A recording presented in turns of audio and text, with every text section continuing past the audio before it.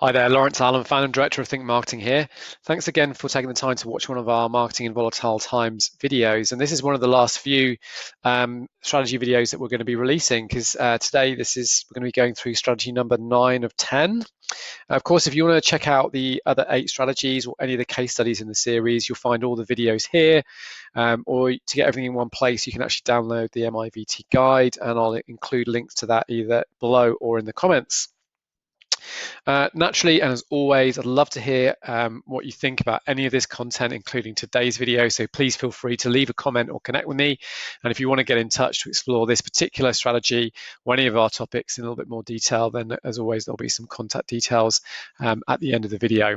Okay, so when we're marketing in volatile times, of course, everything is changing.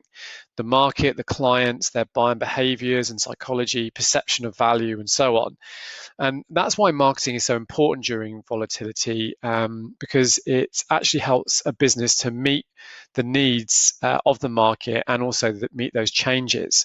And as marketing and customer experience guru Jay Baer suggests, make your marketing so useful, people would pay for it.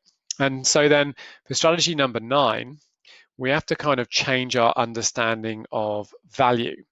Marketing can make or break your business, especially during volatile times, and well thought out, properly executed campaigns can help to ensure that your company connects with your customers and gets them to connect with your brand, products, and services more effectively than your competitors. Whenever you launch a new marketing campaign, you should, of course, test whether the cost of the project is helping or hurting the company. And to determine something's profitability, many business owners and managers obviously look to ROI. That's a usual one, which stands for return on investment. And at the basic level, ROI compares the amount of money you spend on a project, in this case marketing, and the amount of revenue gained from it. The problem, however, and as I'm alluding to here, is that volatility, or during volatile times, you get a lot of disruption. Specifically, your customers' usual buying behaviors and cycles are not where you expect them to be. Of course, this makes it difficult, if not impossible, to follow a standard ROI model. Determining one overall marketing ROI benchmark during volatility is challenging because all the expected marketing tactics are different. And that's where strategy 9 from our 10-point guide on winning at marketing in volatile times, or MiVT, comes in, which is all about creating a return on interest rather than creating a return on investment. And you can see there I've crossed out investment, and that's not a typo, that's very specific because we want to change the way we're thinking. Now, I believe and always have believed that marketing must create a return on investment. However, in extraordinary times, we must transcend that as our customers' buying behaviors and their sales cycles have, of course, been disrupted, as I've mentioned. This doesn't mean marketing is less effective. It just means that the metric's different because we don't know exactly when customers are going to buy. So you need to cultivate your brand's footprint, be proactive about your marketing, create consistent messaging, encourage brand and marketing advocacy, and develop and promote engaging content that puts your audience first. Now, there are 5 things that you need to know about creating interest over investment. And the first thing you need to do is you need to consider the immediate problem. So during a volatile time, it might be difficult to figure out the longer term solution that you need, i.e. the solution that's going to take you through the next 12, 24 months. However, solving those immediate issues might be a little bit easier. So say, for example, your clients are nervous about spending. Could a short contract be appropriate, or lower prices, or an introductory offer, or whatever? These could all actually bring your clients closer to buying your products or services. So look at the basics of what you can address for your clients.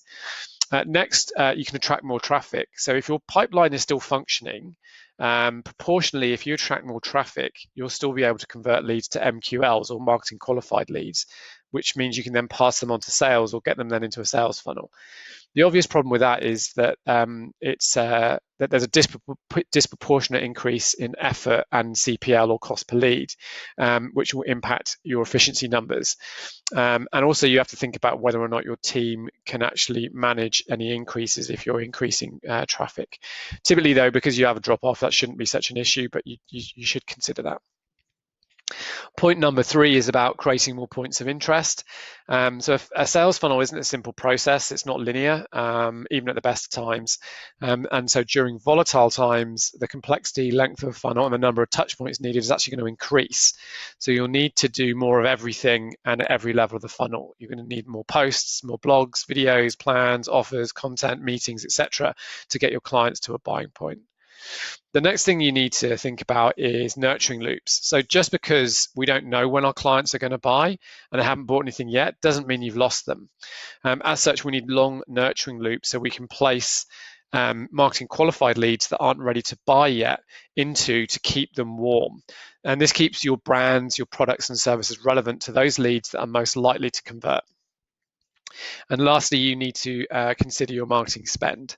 So generally speaking, during volatile times, those businesses that market themselves bounce back quicker and do better than those that don't. As such, it's not uncommon to see businesses actually increase their spend during volatile times. And they do this to, one, make the most out of cheaper marketing because you do get relief from an advertising point of view.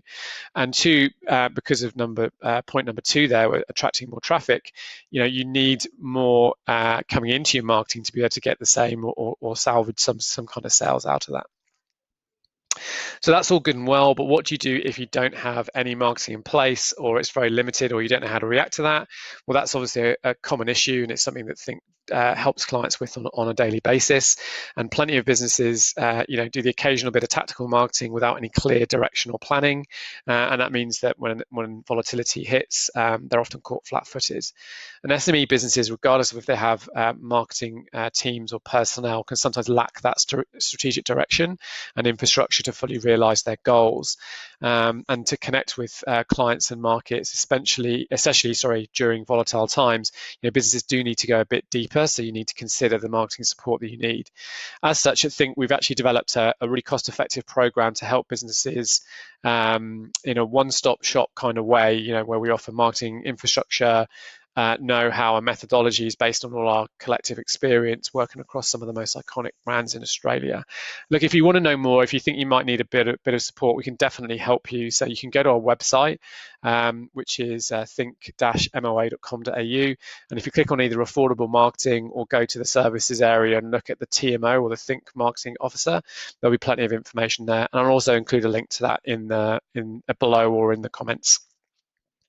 Another great resource you can have a look at on our website is obviously the resources area. So have a look there. We're putting a lot of MiVT information there, and also our blog, which is a great resource, not just for MiVT information, but also content about different marketing strategies, inbound marketing, case studies, whatever it might be that you're specifically looking for.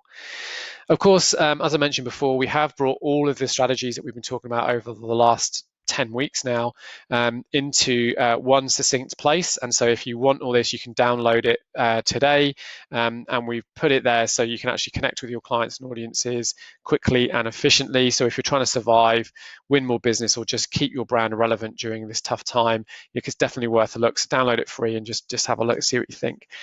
Of course, if you want to speak to me directly, like if you have any questions about this, if you want to go a bit deeper on this topic, or you have a specific issue you're trying to resolve, I'd love to hear from you. You can contact me via my mobile on 0404 722 941, or alternatively get me on the email that's on screen now, or via social media on either LinkedIn or Facebook. So I hope you've enjoyed this video, but most of all, I hope you found it useful in some way. And if you have, please give the video a like. And I'd love to hear what you thought. So please do leave a comment or connect with me here and tell me what you thought. Thanks again for watching, and don't forget to have a bit of fun with your marketing today. Thanks.